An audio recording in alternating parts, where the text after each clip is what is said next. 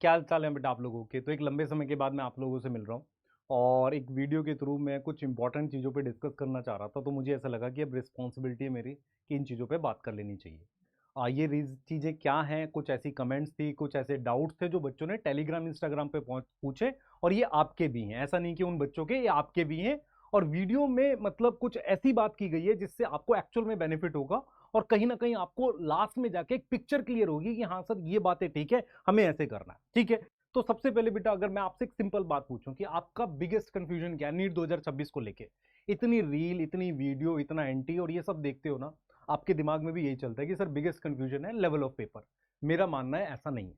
Actual में क्या है कि लेवल ऑफ पेपर पे कोई डिस्कशन करना ही नहीं चाहिए हमें, क्योंकि 3-4 साल इजी आया, अचानक से मुश्किल आया, तो इसका मतलब हम क्लियर है कि 26 का पेपर इजी डिफिकल्ट कुछ भी हो सकता है।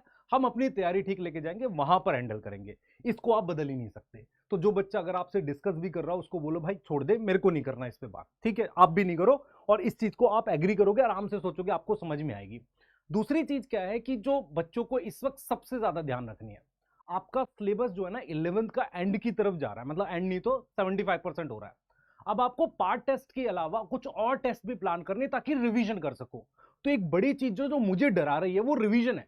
अब रिवीजन का सबसे बढ़िया तरीका है टेस्ट।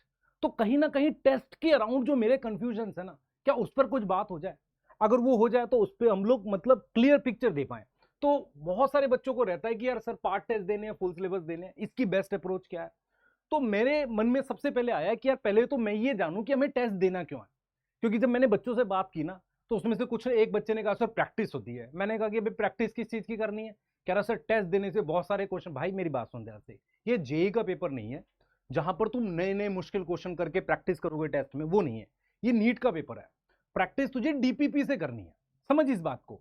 प्रैक्टिस करने के लिए इस पेपर को नहीं दिया जाता टेस्ट को। मैं बार बार बोल रहा हूं, टेस्ट क्यों दिया जाता है, क्योंकि टेस्ट से मुझे टारगेट बेस्ड स्टडी होती है, सबसे जरूरी काम है। मान ले मैं तेरे को एक एग्जांपल से समझाता हूं। अक्टूबर नवंबर के बाद आप कोई ना कोई टेस्ट सीरीज या कुछ ना कुछ ऐसा प्लान करोगे। आप उसका रीजन क्या होता है, आपको एक टारगेट मिलता है, उतने टारगेट में आप उस चैप्टर को रिवाइज करते हो और फिर उसका टेस्ट देते हो। तो कहीं ना कहीं टारगेट बेस्ड स्टडी प्लान की आपको जरूरत होती है, इसलिए टेस्ट देते हैं। और टेस्ट देने से क्या होता है, आपको अपने मार्क्स पता चलते हैं, उनको आप धीरे धीरे इंप्रूव कर ले जाते हो, क्योंकि आप मिस्टेक फाइंड आउट करते हो। एक बहुत इंपॉर्टेंट चीज होती है, क्योंकि आपको नीट का पेपर देना है जिसमें टाइम कम है, क्वेश्चन ज्यादा है।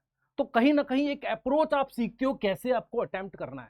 और उस अप्रोच में एक बहुत इंपॉर्टेंट चीज होती है टाइम मैनेजमेंट। मैं प्रैक्टिस इसलिए नहीं मानता क्योंकि मैंने बहुत सारी वीडियोस ऐसी देखी हैं जहां बच्चे कहते हैं कि सर मैंने 500 टेस्ट दिए, 250 टेस्ट दिए, उससे मुझे बहुत फायदा होता है। सब लोग उतना काम नहीं कर सकते, सब लोगों के पास उतना टाइम नहीं है, सब लोगों के पास उतने रिसोर्सेज नहीं है।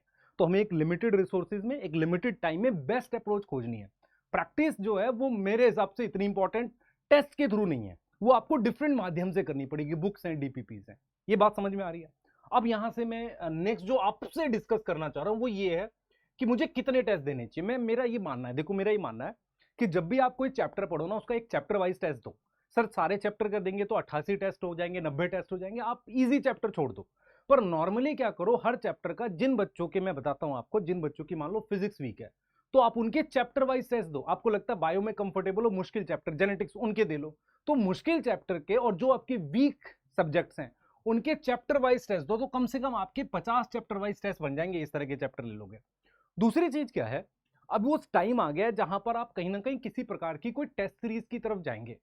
वहां पर सबसे बढ़िया चीज होती है पार्ट टेस्ट। कोई भी टेस्ट सीरीज या कोई भी टेस्ट दो जिसमें आपको 11th के मान लो पार्ट टेस्ट मिल गए 4-5, हर टेस्ट का एक टाइम ड्यूरेशन हो, उसके अराउंड तैयारी करो। तो आपको लगभग 10 के अराउंड पार्ट टेस्ट देने चाहिए। और फिर उसके बाद मिनिमम बता रहा हूं, मिनिमम 12 से 15 आपको फुल सिलेबस देने चाहिए। इसको आप ले जा सकते हो 30 तक। 30 तक में एक बढ़िया आपको कॉन्फिडेंस आ जाता है, आपको अप्रोच आ जाती है। सर कुछ बच्चे कहते हैं 80 फुल सिलेबस देते, बेटा ये प्रैक्टिस के लिए दे रहा है। अगर आप देखोगे 12, 15, 30 तक में सही हो जाती है। तो ये कुछ नंबर हैं जिनके अराउंड हम लोग प्लस माइनस कर सकते हैं।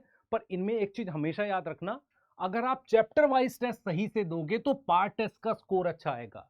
अगर आप पार्ट टेस्ट अच्छे से दोगे तो फुल सिलेबस का, तो इसका मतलब ये हो गया, अगर आपका ये वीक है तो ये भी वीक होगा, अगर ये स्ट्रांग है तो ये स्ट्रांग होगा, और अगर ये स्ट्रांग है तो फुल सिलेबस स्ट्रांग होगा। तो बहुत सारे बच्चे क्या करते हैं, पार्ट टेस्ट सही से नहीं देते और फुल सिलेबस में उनका स्कोर नहीं आता। पार्ट टेस्ट को नीट के हिसाब से देना है। मेरी बात समझ में आ रही है। मेरी बात एकदम क्लियर हो रही है? और पार्ट टेस्ट कब देने हैं, जैसे 11th का कब देना है, 12th का कब देना, उस पर भी मैं बात करता हूं। अब आ जाओ जरा next, when to start, chapter wise कब देने, कभी भी दे दो। जब भी आप आपको आपसे कोई चैप्टर पढ़ो उसका चैप्टर वाइज टेस्ट दो। सर हमारे पास मिलते नहीं है चैप्टर वाइज टेस्ट, आप क्या करो, मान लो आपके पास जो बुक है डीपीपी है, उनके क्वेश्चंस अपने भाई बहन किसी को पकड़ाओ, उनको कहो रेंडमली मार्क कर दियो, पर सारे एक साथ मत करियो। 40 क्वेश्चन मार्क कर दे, से मान लो फिजिक्स में कितने आते हैं 45, उससे बोलो 45 के आधे मार्क कर दे या 45 मार्क कर दे, और उसको आप बैठकर ओएमआर लगा के कर लो। इस तरीके से आप चैप्टर वाइज टेस्ट जरूर दो, है ना। When to start chapter wise, कभी भी जब भी कोई चैप्टर रिवाइज करना है। उसके अलावा अच्छा, ये चैप्टर वाइज अगर मान लो पार्ट टेस्ट आपने 11th के लगाए उसके बीच में कर रहे हो, जैसे मान लो मेरा अभी अगले संडे को पार्ट टेस्ट है जिसमें 8 चैप्टर आ रहे हैं, मैं 8 के तो चैप्टर वाइज टेस्ट दे नहीं पाऊंगा, तो जो मुझे मुश्किल लगते हैं उनके दे लो। उसके बाद आते हैं पार्ट टेस्ट।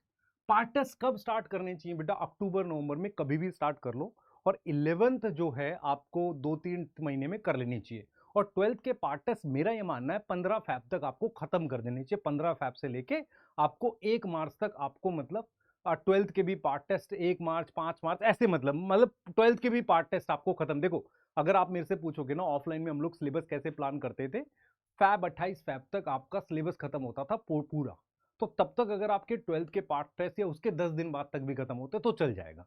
तो उतने आपको पार्ट टेस्ट देने हैं, तो पार्ट टेस्ट आप अभी स्टार्ट कर सकते हो। अच्छा, जो बच्चे मतलब जिनके स्कोर बहुत अच्छा है लास्ट ईयर, क्या वो जल्दी जल्दी हर वीक में देकर जल्दी खत्म कर सकते हो, पर कोशिश करना कि हर पार्ट टेस्ट को एक नीट के पेपर की तरह लेना। आपके ना सिलेक्ट होने का एक सही रीजन बता रहा हूं, आप पार्ट टेस्ट सीरियस नहीं देते, आप पार्ट टेस्ट को अलग तरीके से देते हो। और फुल सिलेबस मुझे कब देने चाहिए, आज से स्टार्ट कर दो, कभी मत करो।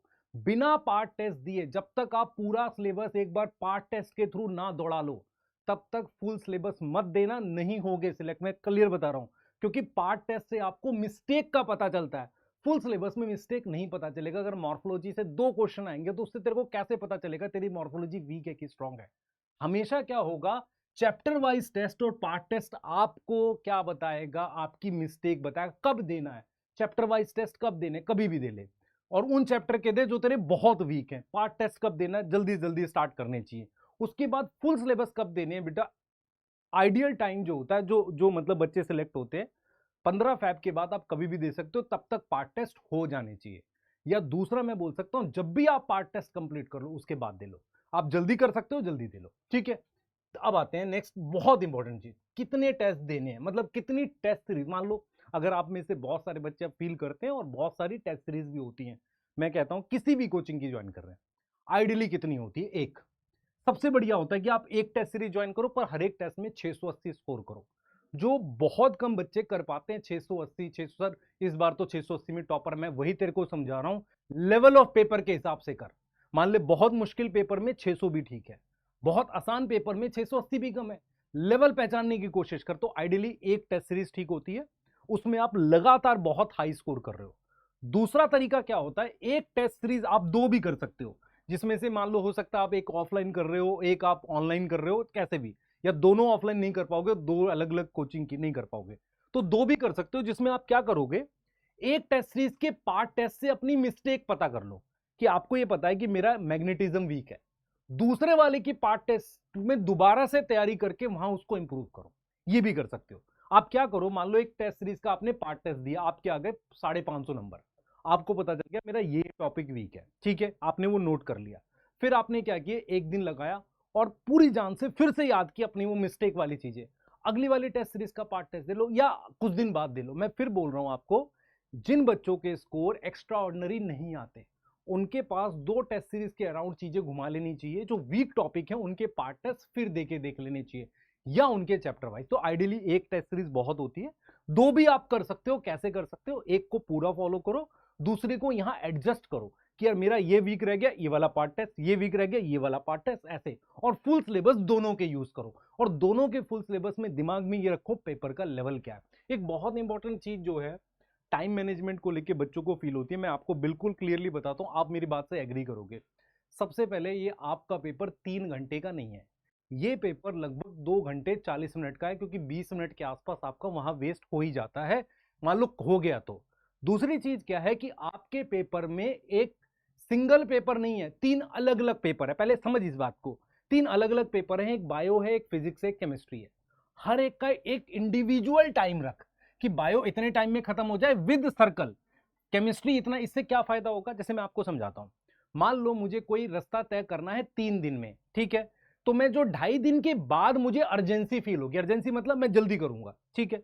लेकिन अगर मुझे पता है कि मुझे एक दिन में इतना तय करना है, दूसरे में इतना और तीसरे में इतना, तो मुझे क्या फील होगा कि पहले दिन के बाद जब वो दिन खत्म हो रहा होगा, मुझे जल्दी करूं पीछे रह गया।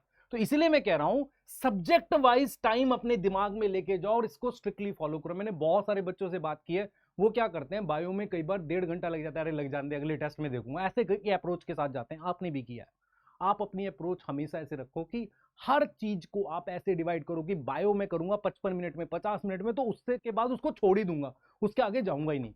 और जब वो टाइम को वैसे करूंगा, ऐसे में केमिस्ट्री करूंगा, फिजिक्स, ये टाइम है आपका। अब मैं आपको एक चीज और सिखाता हूं कि कौन सा पार्ट पहले अटेम्प्ट करना चाहिए। जैसे इस बार क्या हुआ, बहुत सारे बच्चे जिन्होंने फिजिक्स पहले अटेम्प्ट करी और उनकी वो फिजिक्स नहीं बनी तो पेपर खराब हो गया। मेरा ये मानना है, और ये मेरा स्ट्रॉन्ग बिलीव है, ये आपका हो सकता है ना मानना हो, मेरा ये मानना है कि जिन बच्चों का मैथ बैकग्राउंड नहीं है, उनकी एक्स्ट्रा ऑर्डिनरी फिजिक्स होना थोड़ी मुश्किल हो जाती है, तो वो बायो से जाएं। और जिनका मैथ बैकग्राउंड है वो जा सकते हैं फिजिक्स से। क्लियर। दूसरी चीज, आपका पेपर कभी भी खराब नहीं होगा, आप किसी से भी स्टार्ट करो, अगर आप हर एक को एक अलग पेपर की तरह देखो। भाई फिजिक्स मुझे 55 मिनट में करनी ही है, बात खत्म हो गई, चाहे पहले करो चाहे बाद में करो। क्या ये चीज क्लियर हुई कि नहीं हुई? सोचना मेरी बात को, और कमेंट में बताना कि क्या आपको इस वीडियो के बाद बहुत सारे डाउट क्लियर हुए कि नहीं हुए। मैं उम्मीद करता हूं कि आपकी बहुत सारी चीजें क्लियर होंगी। और टाइम आ गया है एक बार फिर से पुश करना है खुद को। बैकलॉग जैसी कोई चीज नहीं एग्जिस्ट करती, होती है पर उसको मिटाना पड़ता है। मैं पूरी ताकत से उम्मीद करूंगा आप तैयारी करेंगे। दूसरी चीज क्या है बेटा, मैं कुछ सीरीज प्लान कर रहा हूं, मैं बार बार आपसे बोल रहा हूं इस बात को कि थोड़ा सा समय दो। टिल 15 नवंबर तक मैं आपके लिए एक बढ़िया, मतलब उस बीच में मैं आपको 11th रिवाइज करूंगा, तो आपको उसके अराउंड मेरे साथ लग कर करना है। और मैं उम्मीद करता हूं आप अच्छा करोगे। और कमेंट में मुझे बताना कि आप इसके अलावा और क्या फेस कर रहे हो टेस्ट को लेकर, वो जरूर बताना। और बेटा मिस्टेक कैसे एनालिसिस करते हैं ये भी मैं आपको बताऊंगा, ठीक है। तो कमेंट में बताएं और फिर मिलते हैं बेटा नेक्स्ट वीडियो में। बाय।